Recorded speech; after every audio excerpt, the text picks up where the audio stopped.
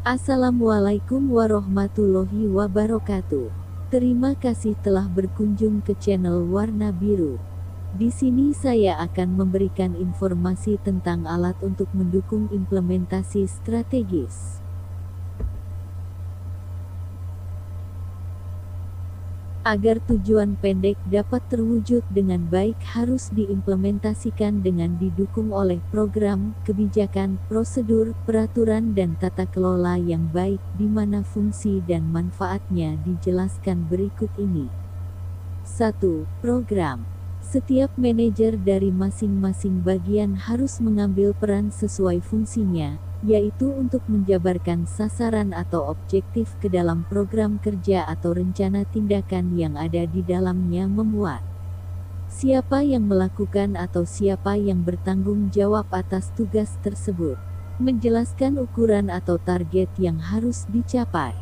Menjelaskan mengenai batas waktu atau tanggal penyelesaian. Menetapkan alokasi biaya yang diperlukan dari masing-masing program. Dengan adanya program dengan rincian-rincian yang jelas, maka para manajer dengan mudah untuk mengukur hasil-hasil yang sudah dicapai untuk dilaporkan ke atasan yang lebih tinggi.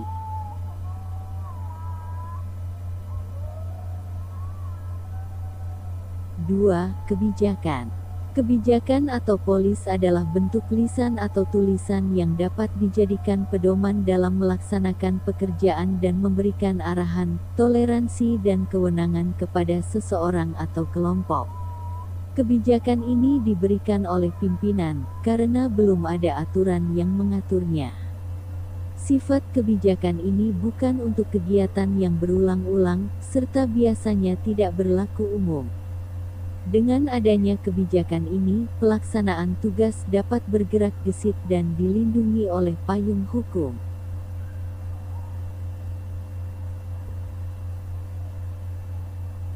Tiga, prosedur. Prosedur merupakan rencana dalam di mana prosedur itu menentukan suatu metode kebiasaan mengenai aktivitas di kemudian hari. Prosedur-prosedur itu sungguh-sungguh merupakan pedoman bagi tindakan, dan bukan bagi pemikiran, dan prosedur-prosedur itu merinci cara yang tepat bagaimana suatu aktivitas tertentu harus diselesaikan. Intisarinya adalah kronologis dari tindakan-tindakan yang diperlukan. Kunz, O'Donnell dan Weyrich 1986. Keberadaan prosedur ini menjadi sangat penting, tujuannya agar tidak terjadi tumpang tindih dan memperjelas tugas dan tanggung jawab, sehingga keputusan-keputusan dapat diambil dengan cepat. Dalam banyak kasus, perusahaan membuat perencanaan yang gemilang, tapi tidak memiliki prosedur. Alhasil, dalam implementasinya banyak yang mengalami hambatan serta ada celah penyimpangan. Dengan demikian, prosedur juga merupakan alat transparansi. Sebab, prosedur yang baik menghilangkan hambatan serta memudahkan penelusuran dan memperjelas tanggung jawab. Prosedur pun harus relevan dengan kondisi terkini dan tidak boleh kaku. Karena itu, bila mana prosedur itu diperlukan untuk diperbaiki, maka harus diperbaiki. Akan tetapi, dalam memperbaiki prosedur harus didasari prosedur pula, di mana prosedur baru harus diotorisasi oleh pimpinan dan memiliki tanggal berlaku, disosialisasikan, serta prosedur lama dicabut, sehingga prosedur yang tersajikan benar-benar up to date.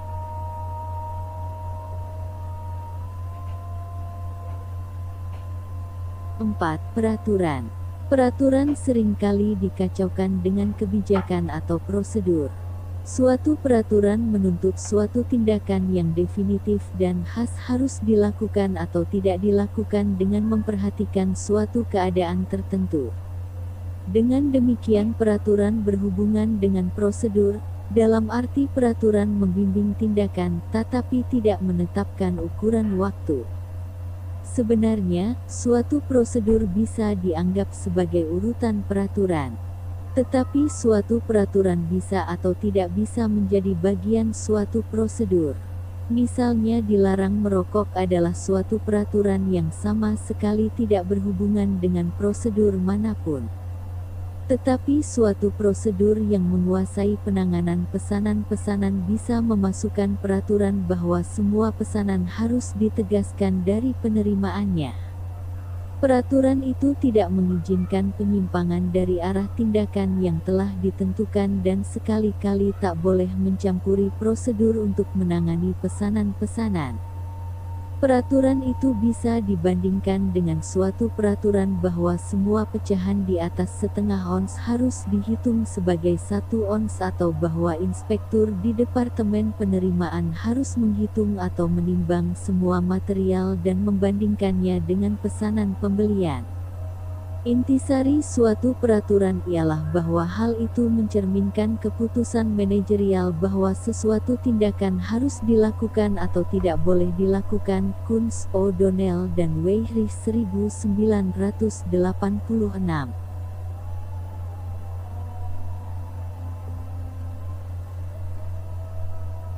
Dengan demikian, prosedur dan peraturan merupakan hal yang berbeda.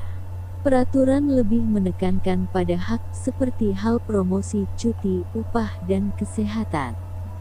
Dan mengatur juga tentang kewajiban dan sanksi seperti jam kerja, demosi dan pemutusan hubungan kerja. Isi peraturan ini tidak boleh menyimpang dari perundang-undangan yang berlaku. Dengan adanya peraturan, karyawan atau anggota mengetahui tentang kewajiban yang harus dipenuhi, batasan yang harus dipatuhi dan hak yang didapat. Ketidakkonsistenan terhadap peraturan dapat menimbulkan ketidaktertiban dan mencerminkan rendahnya budaya yang ada.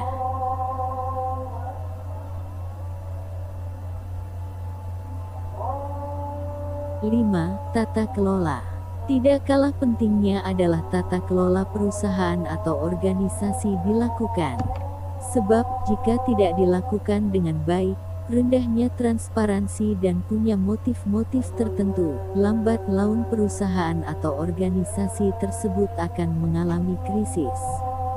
Tata kelola menyangkut etika. Bukan sekedar mencari laba tapi juga mendorong pengelolaan perusahaan yang profesional dengan cara meningkatkan prinsip-prinsip keterbukaan, akuntabilitas, dan pengoptimalan sistem pengendalian internal. Perhatian terhadap praktek tata kelola perusahaan di perusahaan modern telah meningkat akhir-akhir ini, terutama sejak runtuhnya perusahaan-perusahaan besar di Amerika Serikat, seperti Enron Corporation dan WorldCom. Di Indonesia, perhatian pemerintah terhadap masalah ini diwujudkan dengan didirikan Komite Nasional Kebijakan Governance atau KNKG pada akhir 2004.